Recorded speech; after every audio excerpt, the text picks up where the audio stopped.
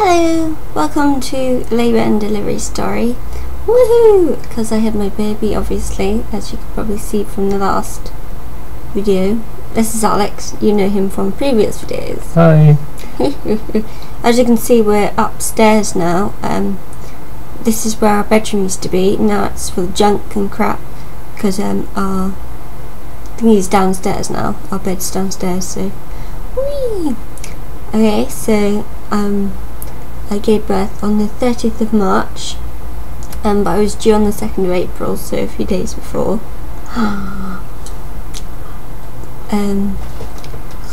Excuse me, I'm so tired. What happened, Alex? Can't remember.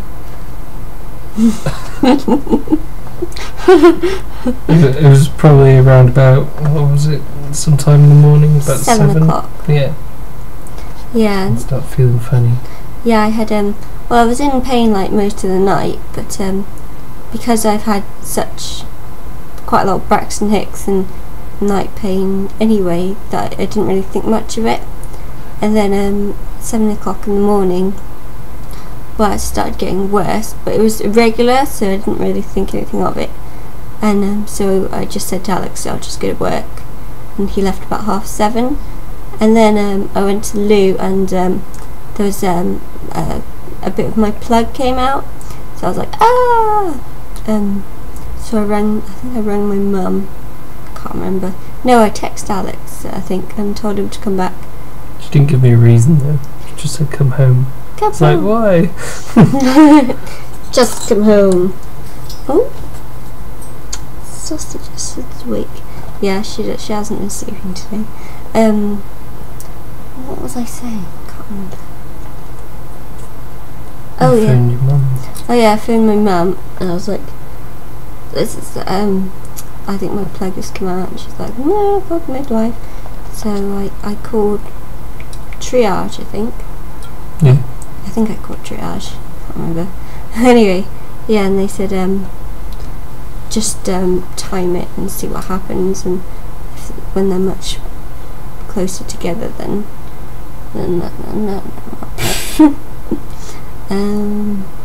yeah, when they're much closer together, then give them a ring back. So Alex came back, and I was like, ah! He had to get off his bus and get on another bus home. Cross the road. Cross the road. It's so get on the bus back. Yeah. Terrible. Terrible. And yeah. So he came back, I don't know, probably about 8:30, was it? Yeah. About 8:30 he came back, and I was like, pain. I think I was in the bath actually when he came back, so yeah, I was a bit like, oh my god. But I didn't think anything would happen because I had such bad Braxton Hicks before, so I just like, nah, probably just like disappear. And I've read so many stories about people having them and then disappearing and that sort of thing, so I just figured, nah, it's not going to happen. But yeah, but they started getting a little bit more painful, so we called triage back, and they said, why don't you come in for a check? And I was like, we live quite a while away from the hospital which they told me to go to, so what are you doing? So I was just like, I'd rather not come in unless I really have to, because I'm in pain and I hate travelling, so I was just like, no, sort of thing. So they told me to go to my local hospital to get checked. Ooh. Ooh. Sorry. So I did. About 11 o'clock we went. We got a taxi there, which wasn't so bad because it was only a couple of minutes, but the taxi man was like, oh, you must nearly be there then. I'm like, no, not really, I'm just going to get checked. So so yeah, we went up, and we had to wait a little while, and I got checked. But I know I see all these women getting checked and like one every minute, and they're like, so painful. I'm like, I didn't find it painful at all, which is really lucky, I think, because yeah, damn your TV lying. Different pain thresholds, don't they? Yes, so So yeah, I had to go. I should have gone to the bigger hospital because of my iron. So I got them to check my iron again because I really didn't want to transfer at that stage. I just wanted to like stay there. Couldn't be bothered. Nice. And it was really nice in the birth centre, so I was just like, I want to stay here, sort of thing. Yay, sausage. Oh yeah, I got them to check my iron, and my iron went up, and I was so impressed because I didn't actually take the tablets they told me to take. I took Spartone instead, and that got my iron up. So yeah, if you're anemic, take Spartone because it's awesome. 2 a day. Yeah, and don't take it like after you have milk. Take it like an hour after you have milk if you have milk. And a nice glass of orange juice. Delicious. So yeah, so they admitted me to our local hospital, which is just a birth centre, not like a big maternity unit sort of thing. Just a little birth centre in the hospital. So that was nice, and my parents were on their way by that point. I think they arrived about 1 o'clock maybe, something like that, about lunchtime. So yeah, not that long after we got there, I think. So I was like, can I have water then? And they're like, yep, you can, and it was excellent. So they moved us to the portable room, which was good. Look, moth! No! Moth attacking us. What happened then? Waited around for a while, didn't we? Yeah, we waited around for a while. My parents came and they got sandwiches. So I got to eat a cheese sandwich, which was delicious, and a Kit Kat while I was hanging about having contractions. And then they got regular. Yeah, I got into my jams, which was good, and I tried to get on the the exercisey ball thing, but it really hurt actually when I got on. When I started bouncing on one of those, so I just like no, sort of thing. And my mum's a masseuse, so she gave me lots of massages every time I had a contraction. And my dad's an osteopath, cranial osteopath, so he was all like my head sort of thing, which was good. I was a bit worried it would be a bit crowded actually, but it wasn't. It was fine. I wasn't like irritable or anything. I was just like concentrating on contracting for ages, sort of thing. It got more painful, didn't it? So. Yeah, it got more painful. The midwives, they just left us to it, which was good because obviously my parents are there anyway, so I didn't really need anyone. But then they came in and checked me and they said I'm 5 to 7 centimetres, but when I contract I'm like 7 centimetres. I was like, thank goodness, and all this pain for like, that's all the pain for nothing, and it sort of feels like your bottom's about to fall out all the time. Especially when you go to the loo, it's like, I think my bum's about to fall out. Really, really hurts. So they taught me how to use the gas and air, which I didn't really use until I got in the pool. But then they filled the pool up, and I got in about 4 o'clock, was it? Something like that, about 4 o'clock. You didn't want to use the gas in there, did you, for a long time? No, I didn't want to, because I thought I feel sick enough already. Yeah. And it sort of felt like I was eating some food when I was like, really? yeah, it made you feel kind of full here. Oh. And I didn't like that feeling for a bit until it got really bad when I was in the pool.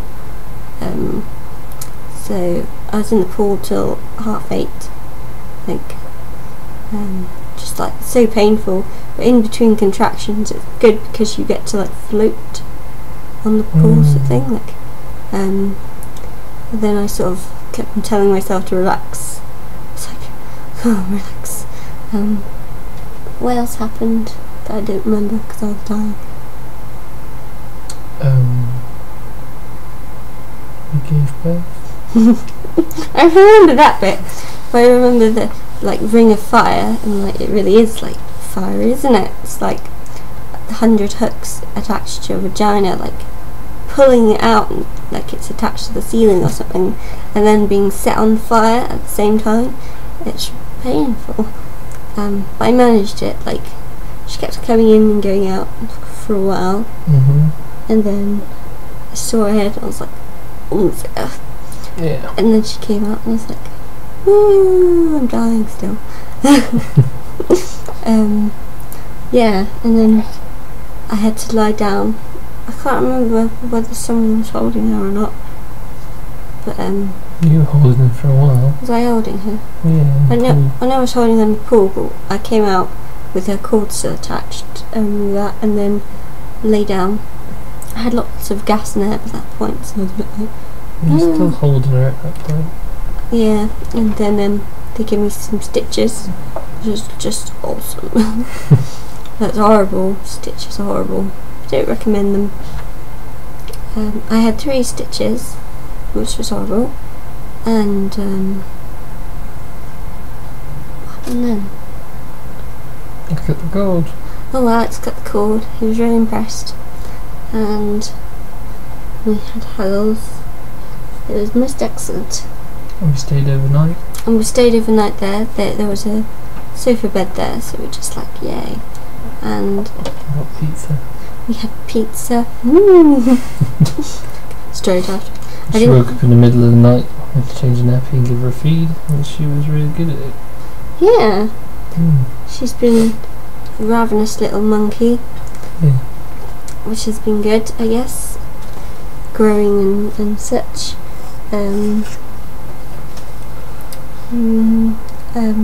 Oh yeah, but she did have trouble feeding the next day because she was asleep most of the day, so probably just really tired. Yeah, she was very tired. Me Falling asleep, didn't she? Yeah, she Like she's now. wouldn't wake up for anyone pretty much, so No. we had to stay there until she fed a bit, and then we were allowed to go about 2 o'clock. And we went home, which was like 5 minutes drive away. Yeah. And my hoo-ha really hurt. And it hurt for quite a while afterwards, actually. Like, it kind of feels like you've been hit by a hammer in your coccyx, and also like really burny as well. Not nice to walk about. So I haven't been able to walk about that much, but I'm getting there. We had a good now. walk today. Yeah, we had a little bit of walk today, so was that it? Yeah. Yeah, that's it for my labour and delivery. I'll do like a postpartum. Oh, she was £7 too. Ooh, she was £7 too, and she is called Esme Holly Luna Bent. Show her to the camera. Show it to the camera. Can't see her down there very well. She says a lot. Yeah, she growls stuff. She's really funny. And she likes crying a lot, which is funny too. So yeah, well, not funny obviously, but No. We haven't had much sleep. no, she was crying all night last night, and she's been awake most of the day, so sad face. Sad face. So yeah, I'll do another video, postpartum video, and about breastfeeding and stuff. Woo! Bye! Bye.